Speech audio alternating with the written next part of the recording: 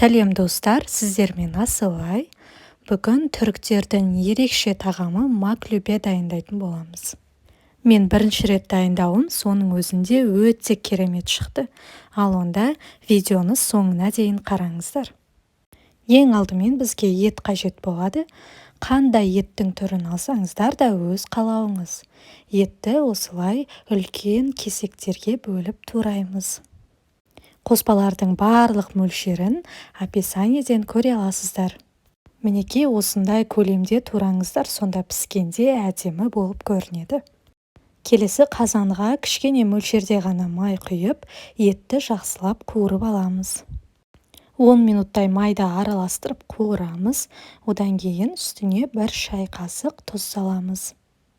Өз қалауыңызша дәмдеуіштер қоссаңыз болады. Мен көп болғанын қаламадым, сондықтан қасықтың ұшымен ғана қостым.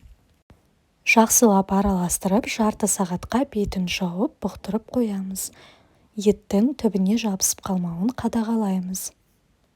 Жарты сағаттан кейін қақпағын ашып, үстіне кішкене ғана су құйып, тағы да бетін жауып, жарты сағат бұқтырамыз. Осы уақытта көкөністерді тураймыз. Ең алдымен картопты осылай дөңгелек пішінде етіп, қатты жұқа да емес, қалың да емес, осындай орташа қылып тураймыз. Сәбізді де дөңгелек етіп, тура солай турап шығамыз. Келесі пиязды да дөңгелек пішінде етіп тураймыз.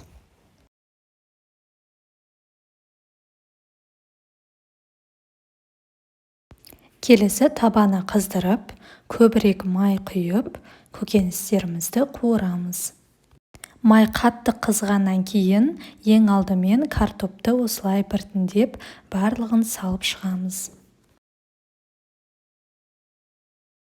Екі жақ бетіне аударып отырып, қызарғанша қуырамыз. Қызарғаннан кейін жақсылап майын сорғытып аламыз. Мен арнайы матаға майының барлығын жақсылап сіңдіріп алдым. Келесі сәбіздерді де осылай біртіндеп салып, екі жақ бетіне айналдырып отырып, қызарғанша қуырамыз.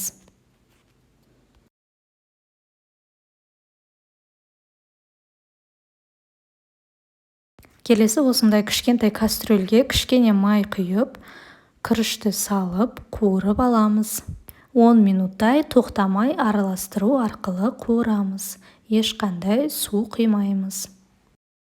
Арасында 1 шай қасық тұз салып, жақсылап араластырамыз. 10 минуттан кейін күрішті оттан аламыз. Келесі кезекте маклюбені осындай кастрөлге жинаймыз. Ең алдымен астына пиязды саламыз, үстіне етті саламыз, еттің үстінен жақсылап тығыздаймыз.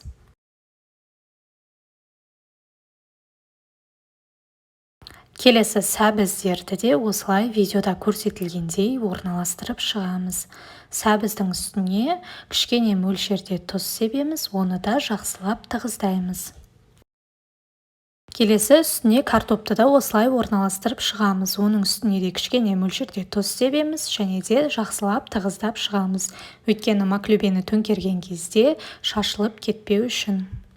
Ең соңында біздің күрішті жақсылап тұрып салып шығамыз. Бетін әдемелеп тегістейміз.